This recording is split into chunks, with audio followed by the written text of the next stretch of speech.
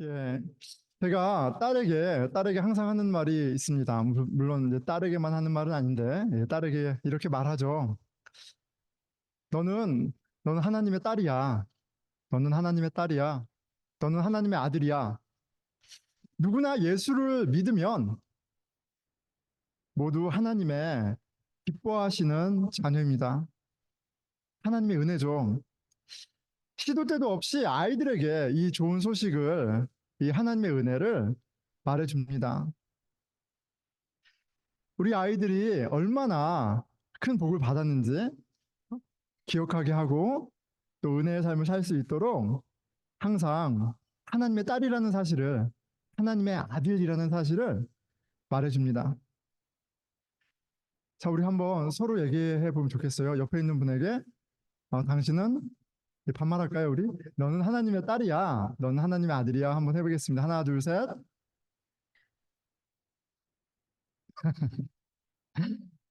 여러분, 그 기독교 신앙생활의 기본이 여기에 있습니다.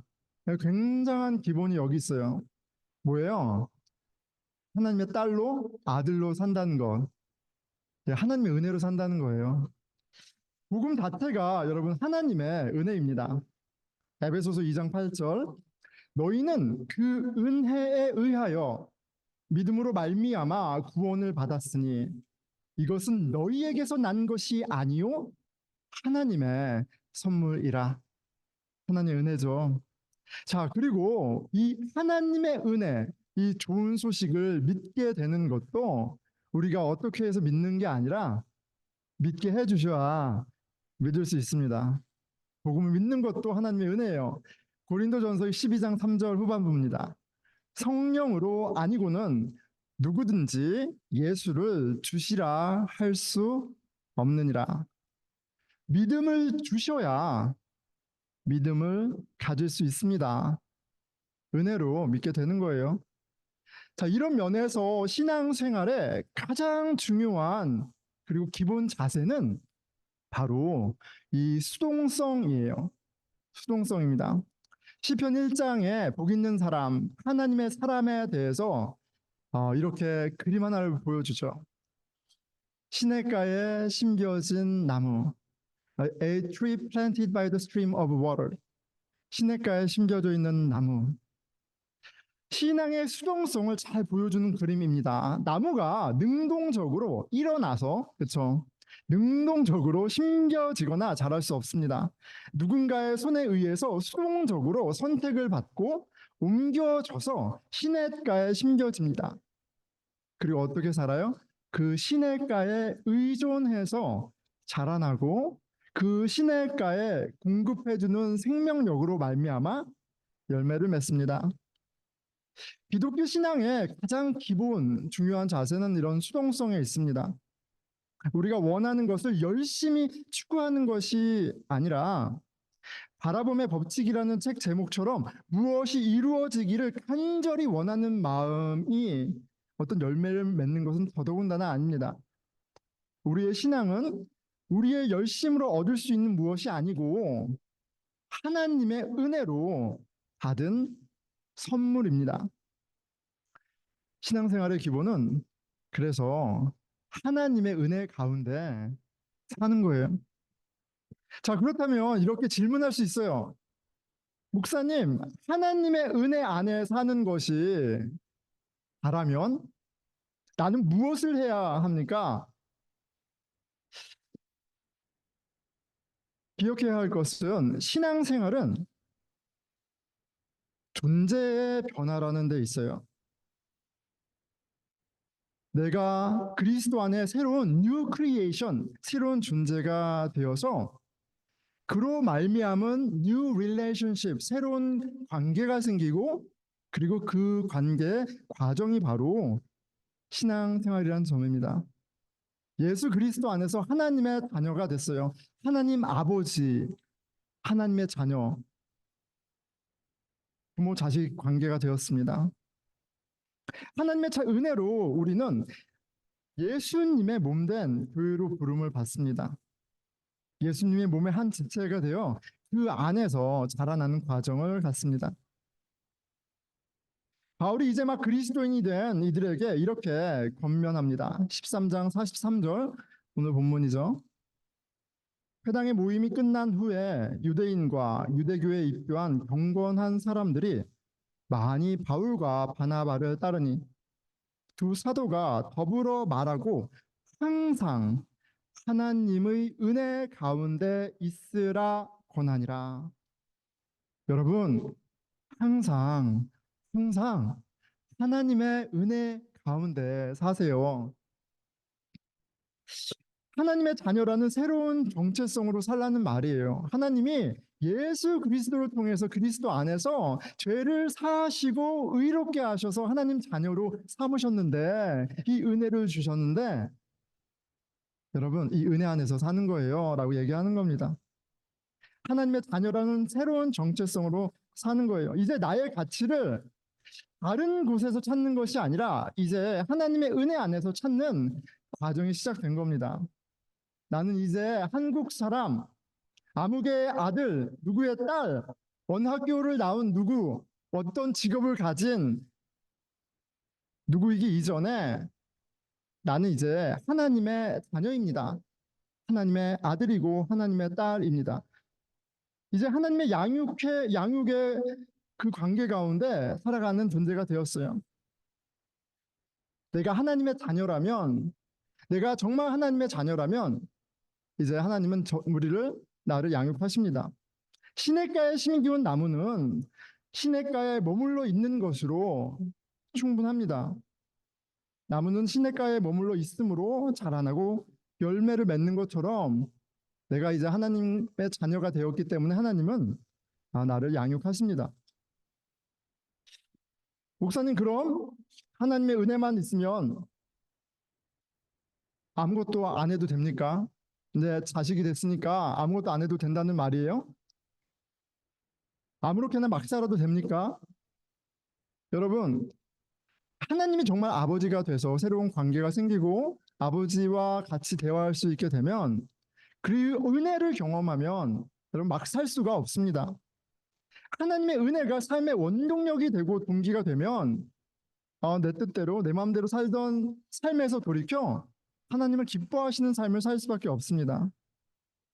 하나님의 은혜를 아는 사람이 모든 것이 자기가 이룬 것인 양 살 수가 없습니다.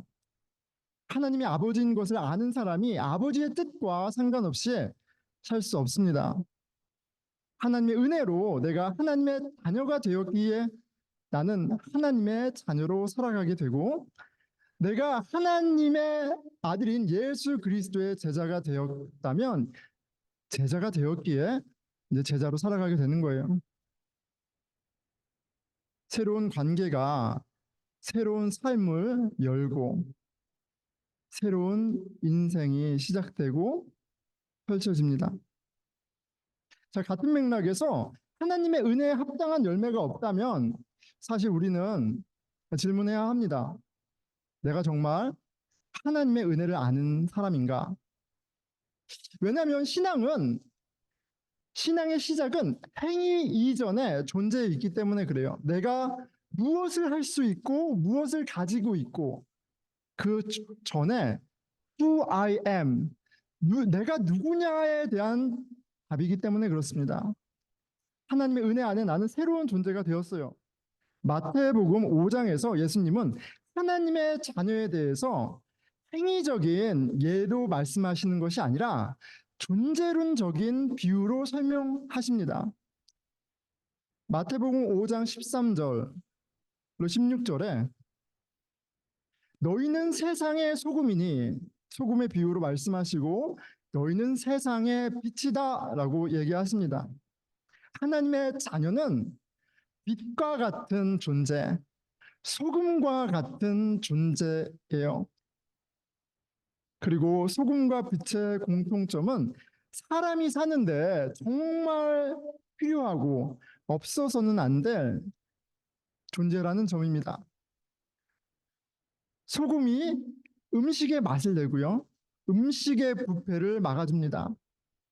내가 하나님의 존재라면 내가 속해져 있는 그곳에서 사람들이 나로 말미암아 살맛 나는 경험을 하고 나로 말미암아 더 정직하고 더 온전한 그런 공동체로 거듭나는 것을 목도하게 됩니다. 여러분, 빛은 어떻습니까? 빛 덕분에 우리는 사물을 분간합니다. 빛이 비춰주는 그 생명력 덕분에 자연 만물이 소생하고 열매를 맺습니다. 하지만 소금과 빛이 그 어떠한 열심으로 소금이 되고 빛이 되는 것이 아니라 소금은 소금이라는 그 존재 자체로, 빛은 빛이라는 존재 자체로 유용하고 의미 있습니다. 소금은 소금으로, 빛은 빛으로 존재하는 것 자체로 큰 유익이 있는 거예요. 그리고 이어지는 17절에 이렇게 말씀하십니다. 이같이 너의 빛이 사람 앞에 비치게 하여 그들로 너의 착한 행실을 보고 하늘에 계신 너희 아버지께 영광을 돌리게 하라.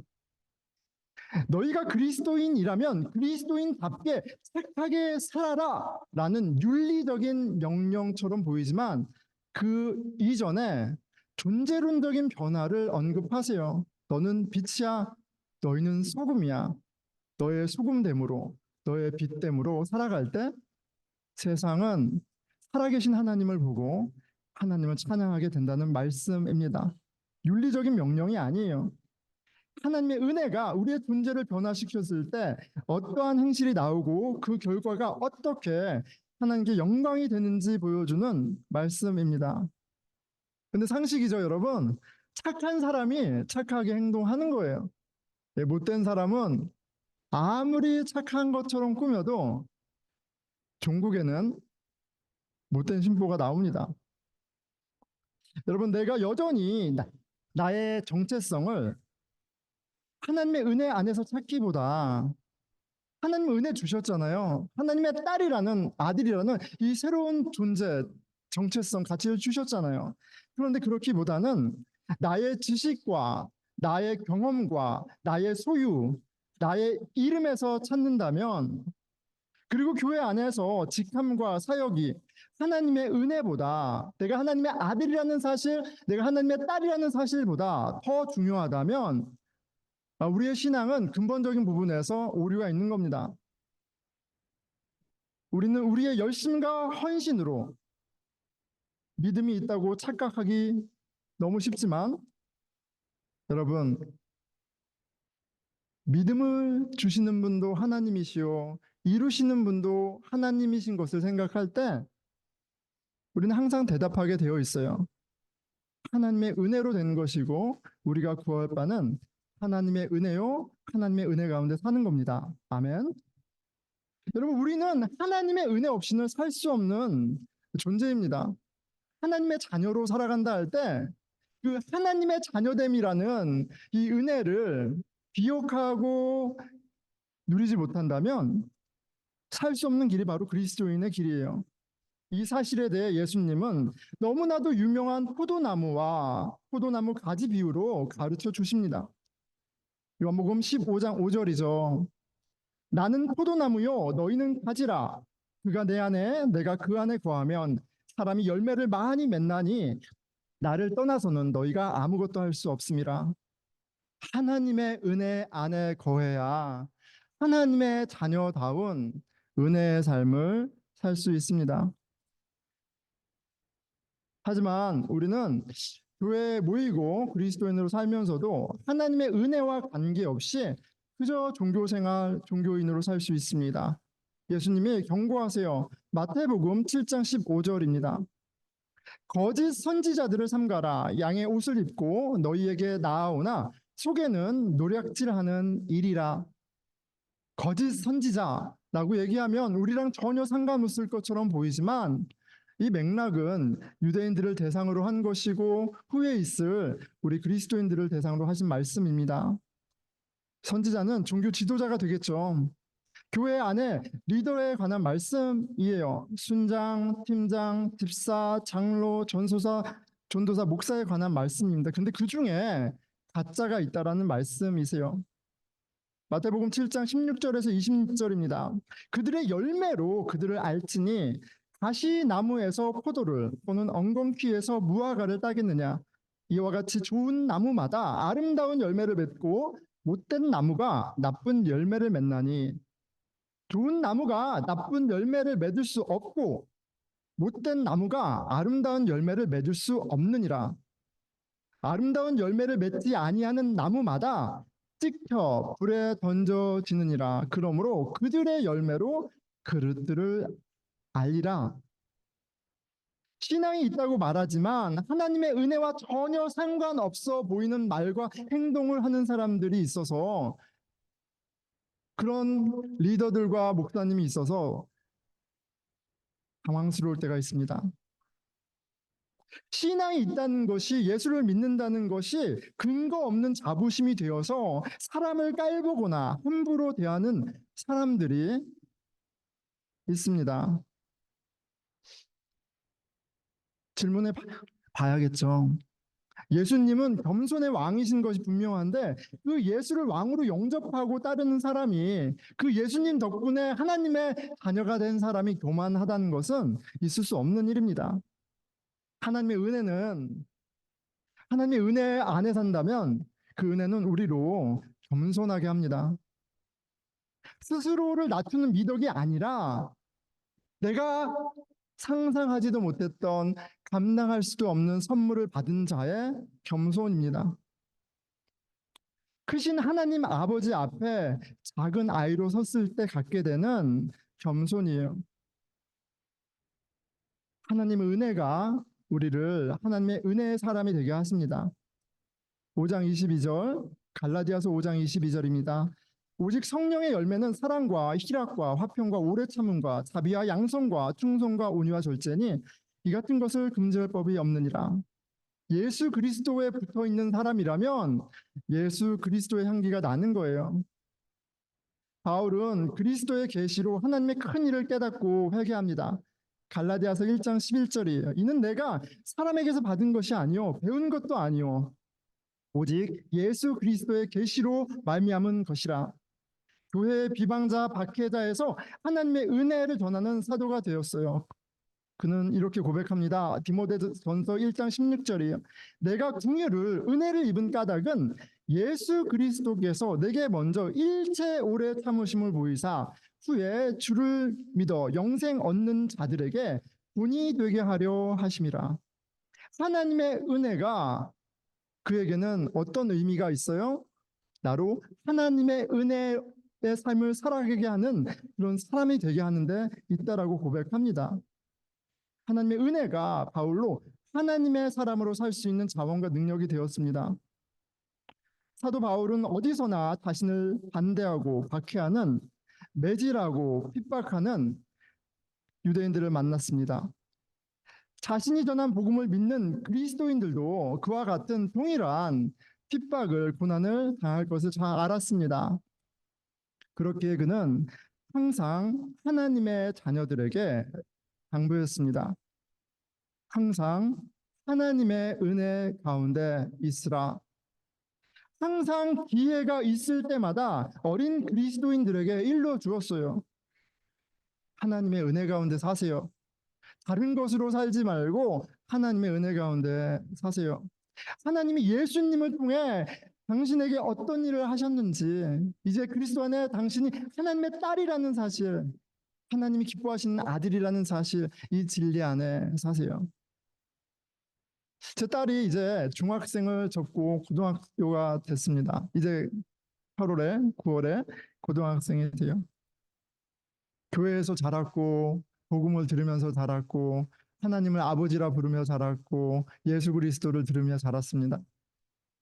집을 나서서 교회를 나서서 학교에 가면 친구들을 만나고 학교에서 공부를 하고 미디어를 보고 하면 너무나 다른 이야기가 들려옵니다. 이 세상에서 예수를 주로 고백하고 하나님의 자녀로 하나님의 딸 아들로 사는 것은 녹록지 않습니다. 그리스도인으로 공립학교를 다니는 건 쉬운 일이 아닙니다. 옆에서 보니까 그래요. 친구들과 생각이 달라서 어렵고 선생님들과 가치관이 달라서 너무 어렵습니다. 그것뿐이 아니죠. 이제 막 배우는 공부들로 인해서 받는 스트레스도 너무 많습니다. 공부가 마음처럼 되지 않아서 괴로워합니다. 근데 공부만이 아니에요. 엄마, 아빠 때문에 속상한 일도 참 많습니다. 낙심할 때도 참 많습니다.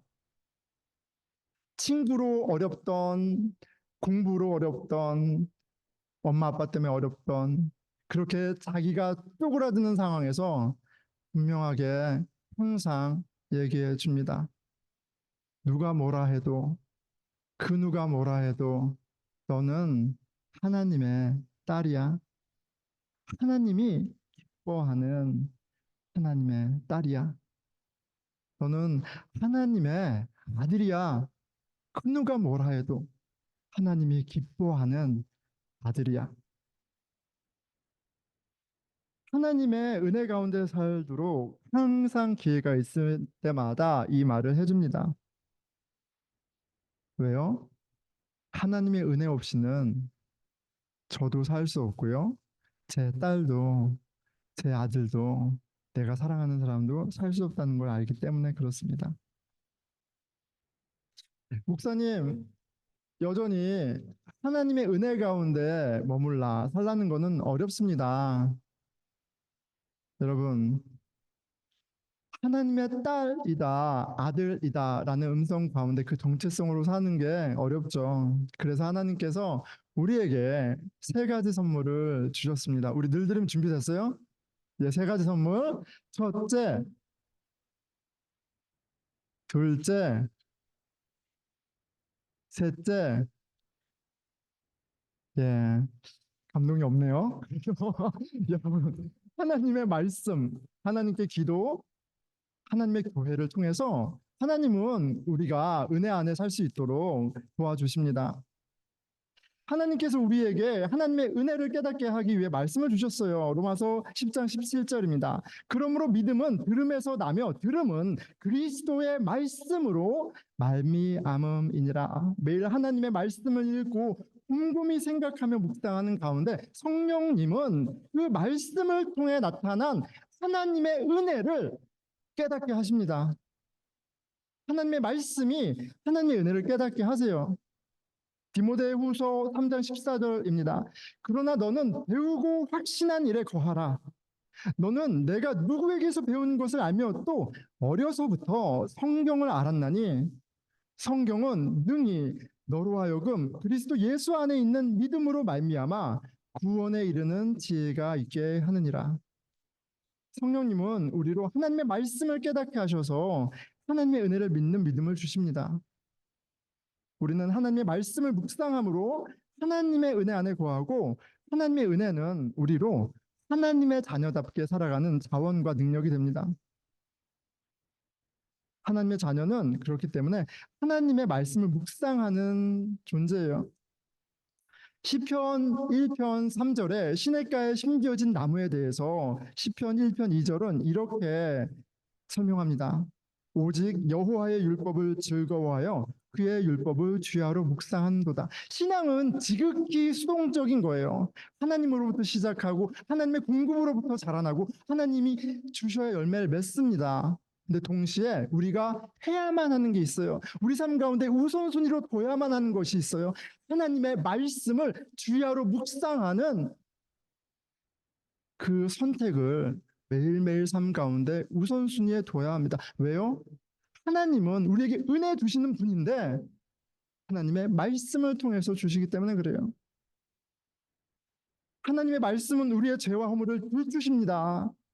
하지만 동시에 하나님의 말씀은 복음을 통해 나타난 하나님 아버지의 은혜를 어떤 값을 치르시고 아니 어떤 사랑으로 찾아오셨고 어떤 열심으로 우리를 구원하셨고 어떻게 함께 하시는지를 보여줍니다. 예수 그리스도의 피로 우리의 죄를 깨끗하게 하셨을 뿐 아니라 예수 그리스도의 부활 안에서 온전하고 의로운 자녀가 되게 하셨다라는 이 하나님의 큰일, 은혜를 깨닫게 하십니다. 그리고 그 말씀과 더불어 우리가 기도할 때, 우리가 기도할 때, 당신께 기도할 때, 여러분 어떠세요? 하나님이 말씀해 주시지 않던가요? 저는 항상 말씀해 주세요. 저는 항상 말씀해 주십니다. 신태가 너는 내 사랑하는 아들이다. 말씀만 해주시나요? 품어주십니다. 너는 내가 기뻐하는 자다. 하나님께 기도함으로 우리는 하나님 은혜 안에 더욱더 깊이 뿌리 내리는 거예요. 시냇가에 심기운 나무가 생명수를 공급받듯이 그 시간에 기도를 통해 하나님이 생명수를 부어 주십니다. 하나님의 은혜 안에 거하라. 하나님의 은혜 없이는 살 수 없다라는 말이 그냥 구호나 맥락 없는 말이 아니라 우리가 하나님의 말씀을 묵상할 때, 우리가 복음을 묵상함으로 기도할 때 우리 가운데 응해지는 하나님의 나라입니다. 하나님 아버지께서 우리에게 교회를 주셨습니다. 당신의 은혜 가운데 살도록 교회로 우리를 부르신 거예요. 예수님의 몸인 교회로 부르신 거예요. 여러분, 함께 예배드리고 친교하고 교제할 때 여러분 서로 무엇을 합니까? 여러분, 우리가 예수 그리스도를 주로 고백하고 하나님의 큰일 가운데 하나님의 자녀가 되어 모였을 때 우리 가운데 이런 증언이 나와야 돼요. 너는 하나님의 아들이야. 너는 하나님의 딸이야. 아, 직장 때문에 너무 힘들어. 이런 관계 때문에 너무 힘들어. 이런 과거 상처 때문에 너무 힘들어. 살기가 너무 뻑뻑해. 그런 많은 노이즈 가운데 살다 왔다 하더라도 이 자리에서는 기억해. 하나님 너를 얼마나 사랑하는지. 너는 하나님의 딸이야. 하나님의 아들이라고 서로 이야기해주는 증언하는 공동체가 바로 교회이고 그렇게 우리는 하나님의 풍성한 은혜 가운데 함께 거하는 경험을 합니다. 예수님은 우리를 홀로 있지 않게 하시고 거룩한 교회 공동체로 부르셨고요. 그리고 주님은 우리들에게 거룩한 만찬을 주셨습니다. 거룩한 만찬을 주셔서 당신의 살과 새 언약의 피를 먹음으로 너가 혼자가 아니라는 것을 하나님 너를 그냥 버려두지 않았다는 것을 아니 하나님은 그리스도 안에 우리를 하나 되게 하는 은혜 안에서 떨어져 나갈 수 없는 존재가 되게 하신 그 놀라운 신비를 맛보게 하십니다. 여러분, 이 놀라운 자리에 오늘 초대 받으셨어요. 예수 그리스도의 살과 피를 먹음으로 우리는 은혜의 현현이신 실체이신 예수 그리스도 하나님과 성령님과 한 몸이 되었음을 확인합니다. 하나님의 은혜를 먹고 마시고 보고 만지는 거예요. 오늘 성찬식을 통해 복음을 깨닫는 은혜가 있기를 축원합니다. 하나님의 은혜 가운데 사는 것으로 족하다는 깨달음이 있기를 축원합니다. 아무것도 하지 않는 것을 걱정하지 마시고요. 말씀과 기도 또 신앙생활 가운데 우리의 마음을 바꾸시고 우리에게 살 소망을 주시고 우리에게 사랑할 용기와 능력을 주시는 그 하나님의 은혜를 매일매일 경험하게 되길 축원합니다. 자, 여러분 예수님께서 제자들에게 베푸신 그 거룩한 만찬의 날에는 당연히 제자들이 있었죠. 근데 어떤 제자들입니까? 이제 곧 예수님을 배신하고 다 도망갈 제자들입니다. 예수님은 이 제자들이 당신을 버리고 다 자기 살 길을 알고 떠날 것을, 배신할 것을 다 아셨어요. 그들의 불의와 그들의 이기적인 마음과 하나님을 입으로는 높이지만 마음은 다른 데 가 있다는 거 다 아셨습니다. 하지만 예수님은 거룩한 만찬을 베푸세요. 한 번 사랑한 사람을 끝까지 사랑하시는 예수님을 보게 됩니다. 여러분, 우리가 예수 그리스도를 통해 하나님의 자녀가 되었습니다. 이게 하나님의 큰 은혜예요. 우리가 하나님의 아들이고 하나님의 딸이라면 하나님은 저와 여러분을 사랑하시되 끝까지 사랑하십니다.